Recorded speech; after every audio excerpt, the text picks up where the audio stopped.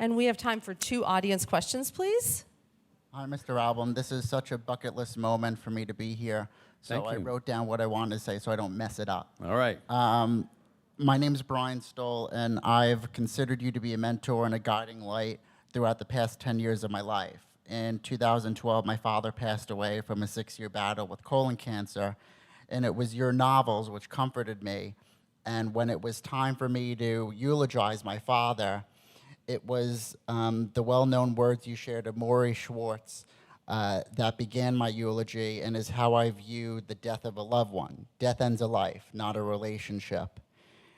In all your novels, including this one, you write about that taboo topic of death in a comforting way that appears you've made peace with it and your own mortality. Can you briefly speak about this? And my condolences on the loss of your mother this past year. Thank you. Wow. Well, first of all, thank you for such an insightful question and for the kind words about how my work has affected you. I don't know if I've made peace with death. I'm still angry at it. I wasn't particularly happy when my mom died, and I would have liked to have been maybe a little more peaceful with it. But I have learned to, all my books do have a death in it. I don't feel that I write about death. Sometimes people say, oh, you write about... No, serial killers write about death. The book's about crime. I mean, somebody dies every 5 pages in those books, and no one says to them, you write about death. But more people die in the first 10 pages of a crime novel than ever die in my books.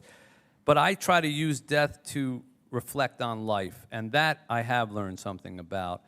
And Maury, it's interesting you mentioned him. He died 20 years ago last week. And that book is still fresh today, as though you published it today. Well, the book may be, but for me, the experience is, everything that he taught me.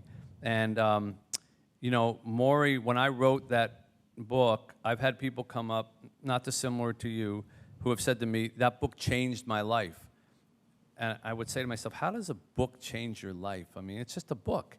But I've heard it so much, and I sort of, that's kind of what ended up taking me to this story. I said, well, okay, if a book can change your life, then how about a guitar player could change your life? How about a talent that could change your life? And what I've come to realize is if you lead your life as Maury did, for people and making time for people and giving yourself for people, you don't have as many regrets when you get to the end of it because you see all the people that you've affected in your life. If you spend all day working, as I spent way too many of mine, and just burrowed in trying to achieve, then all of a sudden you're horrified by death, partly because you feel like, well, wait a minute, I haven't done what I was supposed to do, or So that's how I am dealing with it, is trying to do things that I think when my day comes, and it could be today, that I'll be able to say, well, all right, you affected some other people, you helped some other people. And my life had meaning.